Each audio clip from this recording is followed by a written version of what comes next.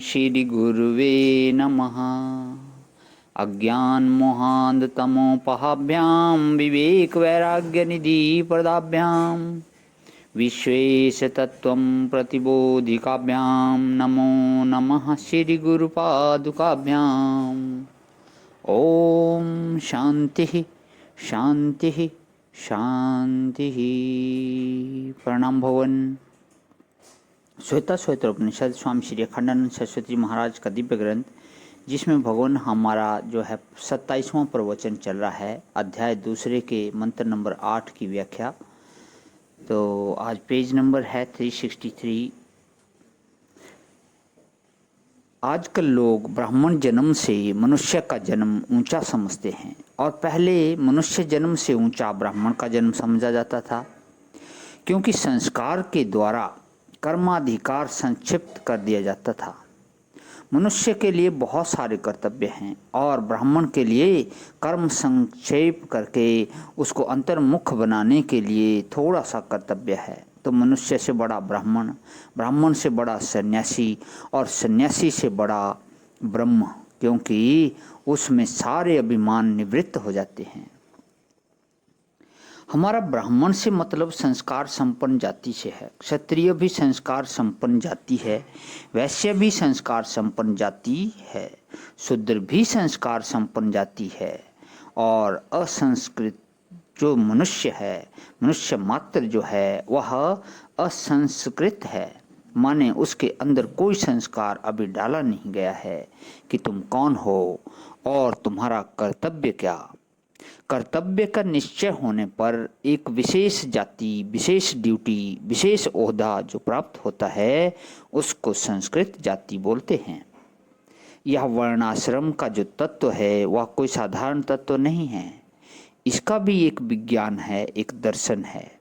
ये सब स्रोत हैं और स्रोतों को पार करना होवे तो ब्रह्मरूपेण ब्राह्मण स्वरूप नौका को धारण करो। ब्राह्मणत्व रूप नौका माने शम दम तपह शौचम, ये जो ब्राह्मण के गुण हैं, इनको अपने अंदर ले आओ। मंत्र है शमो दमः तपः शौचम शांतिः आर्जवम् एव च ज्ञानं विज्ञानम् अस्तिकयं ब्रह्म कर्म स्वभावजनम। इन सब ब्राह्मण धर्मों को धारण करो, पार हो जाओ।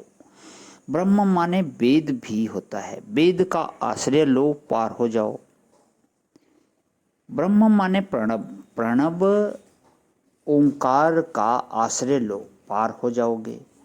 ब्रह्म माने सद्गुरु, सद्गुरु का आश्रय लो, पार हो जाओगे। ब्रह्म माने हिरण्यगर्भ, हिरण्यगर्भ का आश्रय लो, पार हो जाओगे। और हिरण्यगर्भ का अर्थ राम, कृष्ण, विष्णु, शिव आदि सबसे ही, और उनके लोक वैकुंठ, साकेत लोक, कैलाश, गोलोक सबसे है। ये सब ब्रह्मलोक के अंतर्गत हैं। इन स्रोतों को पार करने के लिए कोई सहारा लेकर के आगे बढ़ना पड़ेगा, और समझदार आदमी का काम यही है कि कोई सहारा लेकर पार हो जाए। एक बार हम लोग यात्रा कर रहे थे बाढ़ पीड़ितों की सहायता के लिए। जगह जगह पुल टूट गए थे, तो कहीं कहीं नदी नाला पार करने के लिए ताड़ के गोल गोल पेड़ रख दिए गए थे। पांव सरकने का बहुत डर होता है इन पर से, पर यह तय हुआ कि भाई चलो इसी से पार करके आगे बढ़ें।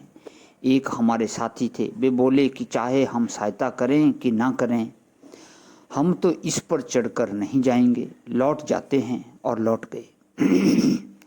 एक वृद्ध सज्जन थे, वे दोनों हाथ उठाकर जय राम हरे सुख धाम हरे बोलते हुए इस पार से उस पार दोनों पांव से चलते हुए चले गए।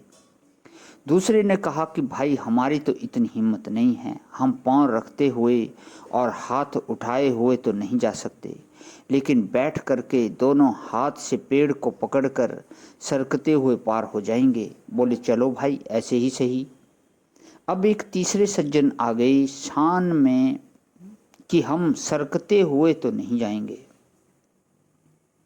और हाथ उठाकर जाने की हिम्मत नहीं कि तब लौट जाओ।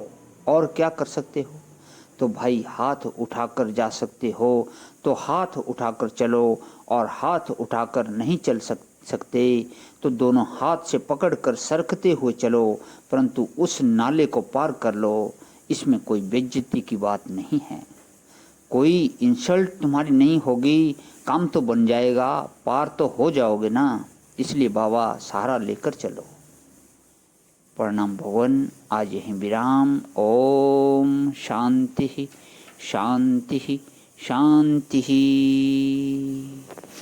प्रणाम भगवान।